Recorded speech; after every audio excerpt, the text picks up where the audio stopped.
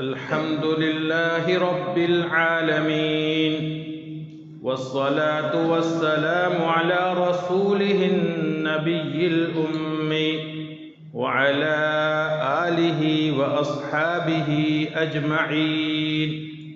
أما بعد فأعوذ بالله من الشيطان الرجيم. بسم الله الرحمن الرحيم.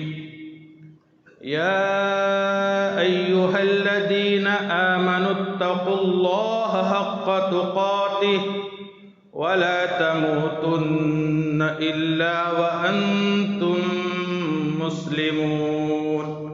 وعن أبي هريرة رضي الله تعالى عنه قال: لعن رسول الله صلى الله عليه وسلم للرجل يلبس لبسة المرأة والمرأة تلبس لبسة الرجل، أو كما قال رسول الله صلى الله عليه وسلم. صدق الله مولانا العلي العظيم وصدق رسوله النبي الكريم. يا رب صل وسلم دائما أبدا على حبيبك خير الخلق كلهم. معزز علماء کرام، محترم بزرگوں اور عزیز بھائیوں، خطبہ نکاح کے موقع سے رسول اللہ صلی اللہ علیہ وسلم عام طور پر جن آیات کی تلاوت فرماتے ہیں ان میں سے ایک آیت آپ کی خدمت میں بھی پیش کی گئی ہے، جس میں اللہ جل جلالہ کی طرف سے اہل ایمان کو خطاب کر کے دو پیغام دیے گئے. پہلا پیغام یہ ہے کہ تم اللہ سے ڈرو جیسے ڈرنے کا حق ہے، اور دوسرا پیغام یہ ہے اس حال میں تم مرو کہ تم مسلمان ہو.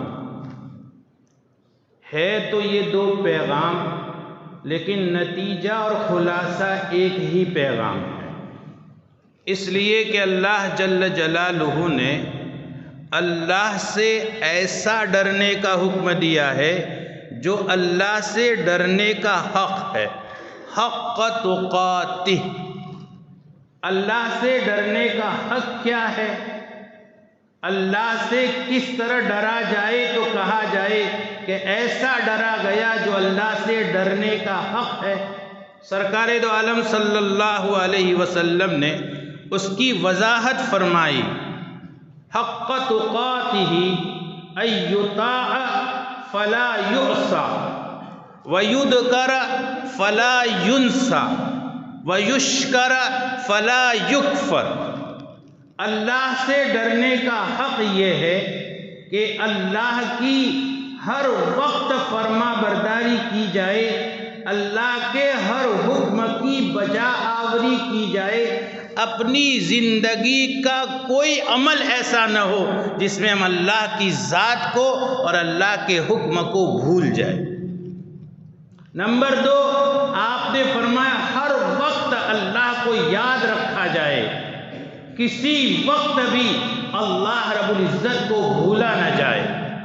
نمبر تین، ہر وقت اللہ کا شکر بجا لایا جائے، کسی وقت اللہ کی ناشکری نہ کی جائے.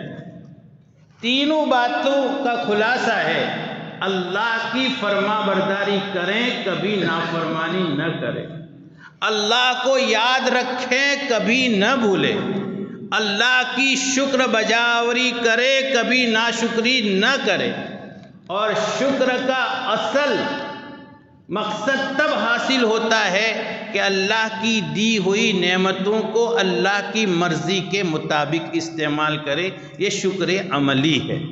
شکر لسانی تو اس کے بعد ہے.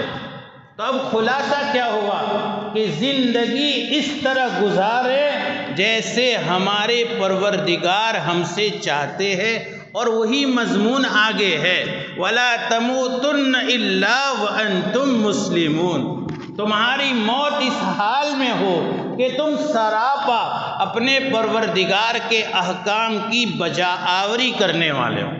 غور کرے، پیغام دو ہے لیکن نتیجہ ایک ہے۔ یا ایھا الذین آمنوا اتقوا اللہ حق تقاتہ میں جو بات ارشاد فرمائی گئی ہے ولا تموتن الا وانتم مسلمون میں، اسی کو عملی شکل میں سمجھایا گیا ہے کہ اللہ سے ڈرنا یہ ہے کہ تم اس طرح سے زندگی گزارو کہ ہم اللہ کے ہر حکم کو بجا لانے والے۔ لیکن قرآن خطاب یوں ہے، تم اس نہ مرو مگر اس حال میں کہ تم اللہ کے سامنے اطاعت کا اظہار کرنے والے ہو۔ تو ایک سوال قائم یہ ہوتا ہے کہ مرنا تو ہمارے بس میں نہیں ہے، اور جب زندگی میں ہمارا فیصلہ ہو جائے گا اور ہماری آخری سانس ہوگی تو اس وقت اللہ کے حکم کی بجاوری بھی یہ ہمارے بس میں نہیں ہے۔ تو جواب اسی آیت میں ہے کہ اصل جیسی تمہاری زندگی ہوگی موت بھی ایسی ہو۔ لا تموتن الا وانتم مسلمون، زندگی اگر وہ ہے جس میں اپنے پروردگار کا ہر حکم پورا کیا ہے اور اپنے پروردگار کے ہر حکم کے سامنے سر تسلیم خم کیا ہے، تو یقین رکھیے موت بھی اسی حالت میں ہوگی۔ الگ بات ہے کہ حدیث پاک میں ہے کبھی کوئی بندہ زندگی پر نیک عمل کرتا ہے لیکن موت آتی ہے تو وہ کفر میں مبتلا ہوتا ہے، اور کبھی زندگی میں وہ کفر کرتا رہتا ہے لیکن موت آتی ہے تو ایمان کی نعمت ملتی ہے۔ علماء کرام نے فرمایا ہے اس حدیث کا حاصل یہ ہے اگر زندگی میں نیک اعمال میں اخلاص نہیں ہوگا تو موت کے وقت ایمان نصیب نہیں ہوگا، اور اگر زندگی میں اپنے گناہوں پر وہ کفر کے حالت میں گزری ہے لیکن اپنی زندگی پر افسوس ہوگا پروردگار کے یہاں سے ایمان کی توفیق ملے۔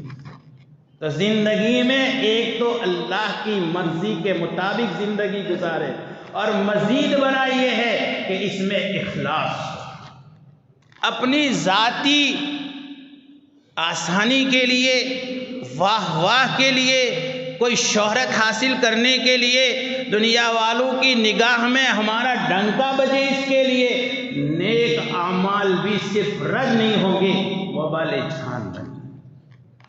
اور پھر یہ تو آیت کا مضمون ہے، لیکن اندازہ لگائیے کہ اللہ کے نبی صلی اللہ علیہ وسلم نے اس آیت کا انتخاب نکاح کے خطبے میں فرمایا۔ نکاح کے خطبے میں اس آیت کا انتخاب یہ ایک الگ پیغام ہے۔ آیت کا پیغام اپنی جگہ پر کہ نکاح کے خطبے میں اس آیت کا انتخاب یہ ایک الگ پیغام ہے۔ اور کیا انتخاب؟ آپ دیکھیے نکاح کی مجلسیں اور نکاح کے مواقع خوشیوں سے بھرے ہوتے ہیں نا، لیکن اللہ کے نبی نے اس وقت ہمیں موت یاد دلائی۔ یہ اللہ کے نبی کا دل گردہ ہے، یہ منصب نبوت ہے، یہ اللہ رب العزت کے پیارے رسول صلی اللہ علیہ وسلم کی امت کے ساتھ ہمدردی ہے، آپ کی شفقت ہے کہ آپ اس وقت ہمیں جو ہے موت یاد دلا رہے ہیں جب گھروں میں خوشیوں کی شہنائیاں بجتی ہیں۔ یہ یاد رکھے وَلَا تَمُوتُنَّ إِلَّا وَأَنْتُمْ مُسْلِمُونَ، وَلَا تَمُوتُنَّ إِلَّا وَأَنْتُمْ مُسْلِمُونَ۔ بھول نہ جائے زندگی میں جیسی تمہاری زندگی ہوگی، اگر خوشی کے مواقع ہے، غم کے مواقع ہے، لیکن یاد رکھے ایک دن مرنا ہے۔ اور پھر قرآن کریم میں انتخاب دیکھیے، وَهُمْ مُسْلِمُونَ وَلَا تَمُوتُنَّ وَأَنْتُمْ مُسْلِمُونَ إِلَّا وَأَنْتُمْ مُسْلِمُونَ۔ اور تم اس حال میں اس دنیا سے جاؤ کہ تم اسلام والے ہو، اللہ کے احکام کے سامنے اپنے آپ کو جھکانے والے ہو۔ آپ نے اس وقت انتخاب کیا کہ مسلمان کی مسلمانی کے مواقع دو ہے، مسلمان کے اسلام کے اظہار کے مواقع دو ہے، مسلمان کے مسلمان ہونے کی پہچان کے مواقع دو ہے، غم کا موقع اور خوشی کا موقع۔ اسلام اس وقت دیکھا جائے، عبادتیں ہر مذہب کے لوگ کرتے ہیں، دوسروں کے ساتھ ہمدردی انسانیت کی بنیاد پر ہر ایک کرتا ہے۔ دنیا میں زلزلے آتے ہیں، سیلاب آتے ہیں، پریشانی ہوتی ہے، آپ دیکھیے ریلیف کا کام جتنا مسلمان کرتا ہے اس سے زیادہ دوسرے کرتے ہیں۔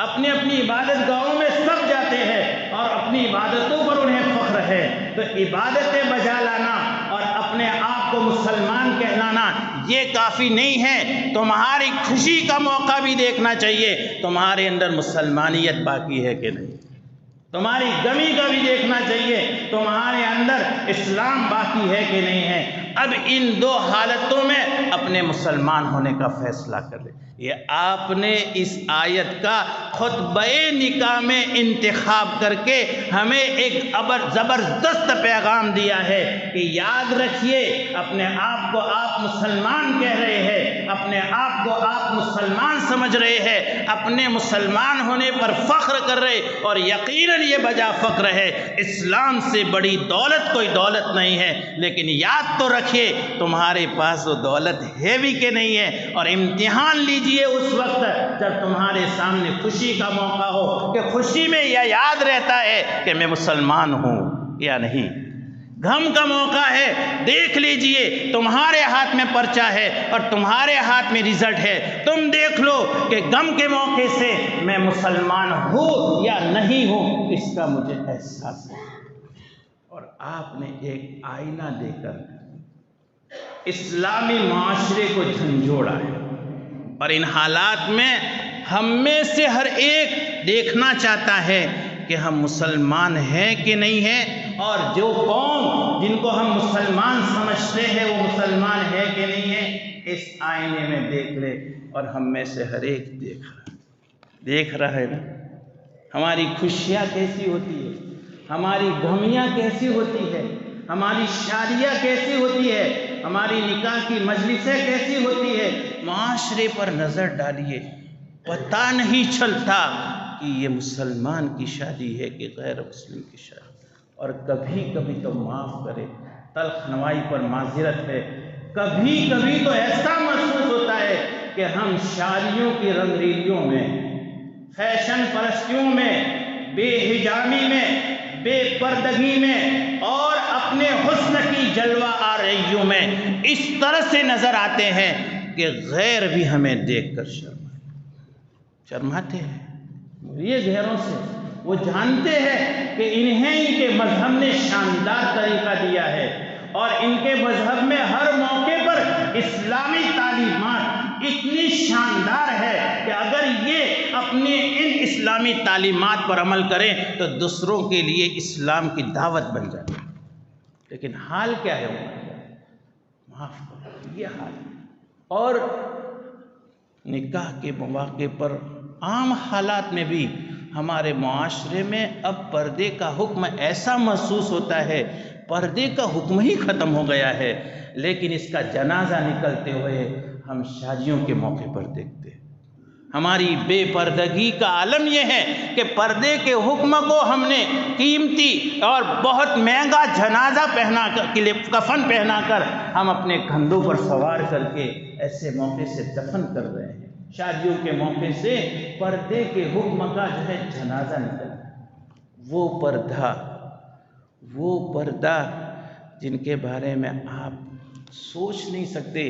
عائشہ صدیقہ رضی اللہ تعالیٰ عنہ خود فرماتی ہے، میرے گھر میں میرے آقا نامدار میرے سرتاج مدفون تھے، اور میرے شوہر میرے والد نامدار میرے پیارے ابا مدفون تھے، تب تک تو میں گھر میں آتی تھی اپنے حجرے میں تو میرا دوپٹہ گرا رہتا تھا یا سر کھلا رہتا تھا تو مجھے اس کا احساس کم ہوتا تھا، لیکن جب سے حضرت عمر فاروق کی میرے گھر میں تدفین ہوئی اس کے بعد سے میں بڑے اہتمام سے پردہ کر کے میں اپنے حجرے میں آیا کرتی تھی، چونکہ مجھے حضرت عمر فاروق سے حیا آتی تھی۔ سوچ سکتے ہمارے معاشرے میں اس کا کوئی تصور ہو سکتا ہے؟ ہماری مائیں اور بہنیں گھروں میں میری یہ درد مندانہ اپیل سن رہی، کبھی تو غور کریں۔ حضرت اسماء بنت ابی بکر اللہ کے نبی صلی اللہ علیہ وسلم کی سالی ہے، عائشہ صدیقہ رضی اللہ تعالیٰ عنہ کی بہن ہے، آپ کے گھر آتی ہے، ان کے بدن پر لباس ایسا تھا کہ باریک تھا، آپ نے اپنی نگاہیں پھیر دی، اور حدیث میں آتا ہے آپ نے فرمایا بچی کے بالغ ہونے کے بعد اس طرح کا لباس جو اس کے بدن کو بتا دے اور ظاہر کر دے، ایسا لباس اس پر حرام ہے، ایسا لباس پہننا اس کے لیے جائز نہیں۔ آپ صلی اللہ علیہ وسلم تشریف فرما ہے، آپ کی 2 بیویاں ام سلمہ رضی اللہ تعالیٰ عنہا اور حضرت ام حبیبہ رضی اللہ تعالیٰ عنہا موجود ہے۔ حضرت عبداللہ ابن ام مکتوم نابینا صحابی گھر میں تشریف لاتے ہیں، آپ نے ان سے کہا پردے میں ہو جاؤ۔ انہوں نے عرض کیا رسول اللہ یہ تو نابینا ہے، ہم انہیں کہاں نظر آئے؟ فرمایا افعمیاوان انتما، تم دونوں نابینا ہو، یعنی تم بھی مردوں کو دیکھ رہی ہو، یہ کیسے درست؟ حالانکہ عام حالات میں عورت مرد کو دیکھ سکتی ہے، مرد عورت کو نہیں دیکھ سکتے اگر غیر محرم ہے، لیکن اس کے باوجود یہاں آپ اپنی ازواج مطہرات کو یہ بات سمجھا رہے ہیں افعمیاوان انتما۔ آپ لکھ لیجئے سرکار دو عالم صلی اللہ علیہ وسلم اپنی ازواج کے واسطے سے قیامت تک آنے والی امت کو یہ پیغام دے رہے ہیں کہ ہر عورت اپنے بارے میں یہ سمجھے کہ اگر وہ کسی آدمی کے سامنے بے پردہ جا رہی ہے، بھلے وہ سامنے والا دیکھ نہیں رہا ہے، اس کو دیکھنے کی طاقت نہیں ہے، لیکن افعمیاوان انتما کا مصداق وہ عورت بھی۔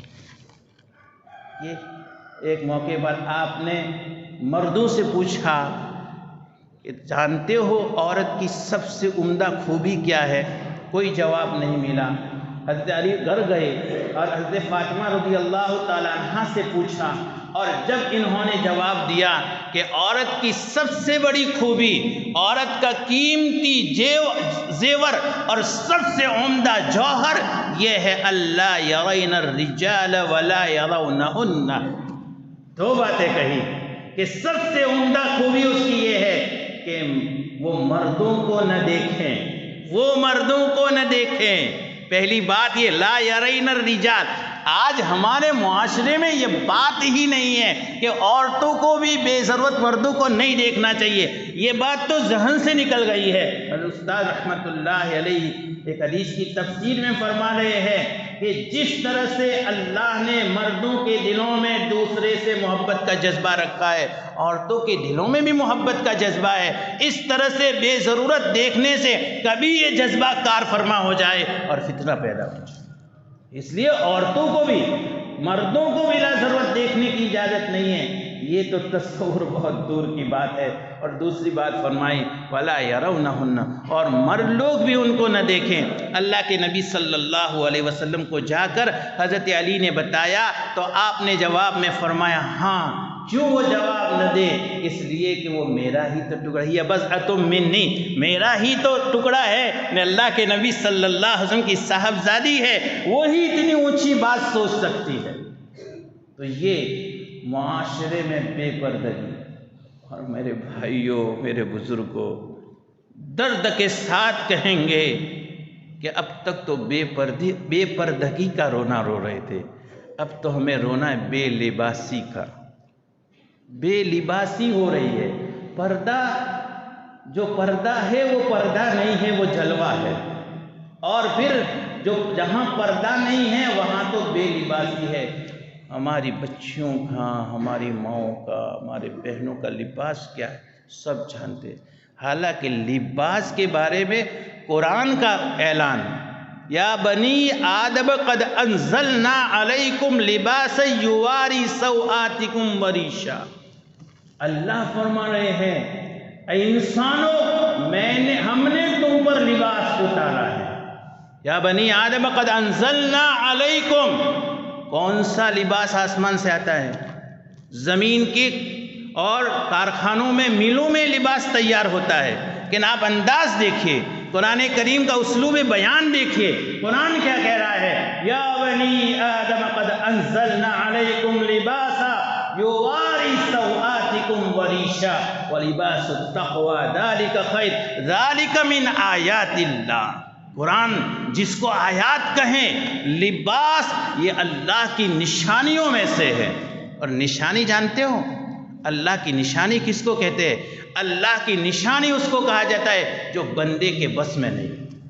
نکاح کو بھی اللہ نے اپنی نشانی کہا ہے۔ یہ نکاح کے نتائج بندے کے بس میں نہیں ہے، یہ لباس اللہ نے اتارا ہے، اور اللہ فرما رہے ہیں کہ ذالک من آیات اللہ، یہ اللہ کی طرف سے کہا جا رہا ہے۔ اور میرے بھائیوں، جو لباس وہاں سے اتر کر آیا ہے، اس لباس کے دو فائدے اس آیت کریمہ میں سمجھائے گئے ہیں، اور جس کا بنیادی مقصد سترپوشی ہے، اور جس کا دوسرا مقصد گرمی سردی بچاؤ اور زینت ہے۔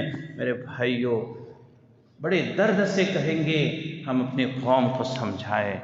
ایسے مواقع پر نصیحت کارگر اس وجہ سے نہیں ہوتی ہے، وہ اپنی خوشی میں مگن ہوتے ہیں، لیکن دوسرے مواقع پر اپنے گھر والوں کی ذمہ داری ہمارے سر ڈالی ہوئی ہے۔ جو لباس ایسا ہے جو شریعت نے جس کا حکم نہیں دیتا، شرعی اعتبار سے زیب نہیں دیتا، اس لباس کو اگر ہمارے سامنے خریدا جا رہا ہے، ہم خرید کر دے رہے ہیں، تو اس کے پہلے ذمہ دار ہمیں۔